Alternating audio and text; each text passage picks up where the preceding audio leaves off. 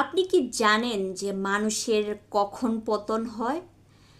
মানুষ সাধারণত অন্যকে তুচ্ছ এবং কি নিজেকে যখন উচ্চ মনে করতে শুরু করে, ঠিক সেই মুহূর্ত থেকেই মানুষের পতন হতে শুরু করে।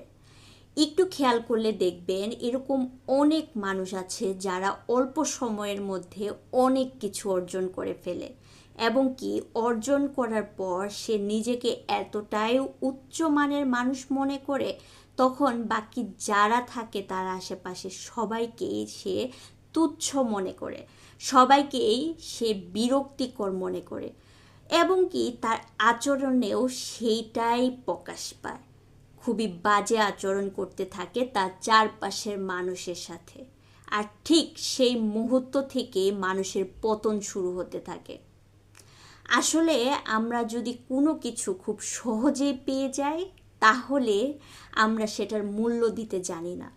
আমরা অর্জন করার আগে যেমন ব্যবহার করি আমাদের চারপাশের মানুষের সাথে, আমাদের অর্জন করার পরেও যদি আমরা সেই ব্যবহারটা টিকিয়ে রাখতে পারি, তবেই আমরা জীবনে আরও সফল হতে পারবো।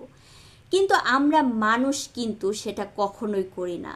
একটু খেয়াল করলে দেখবেন আমাদের যে কোনো জিনিস একটু বেশি পরিমাণে পেয়ে গেলেই আমরা একদম গাছের আগায় উঠে যাই। তখন আমরা অন্যকে আর মানুষ বলে মনে করি না। ঠিক সেই মুহূর্ত থেকে আমাদের পতন শুরু হয়, আমাদের কথাবার্তায় বদল চলে আসে এবং কি আমরা কোনো কিছুতেই ঠিক মতো করতে পারি না।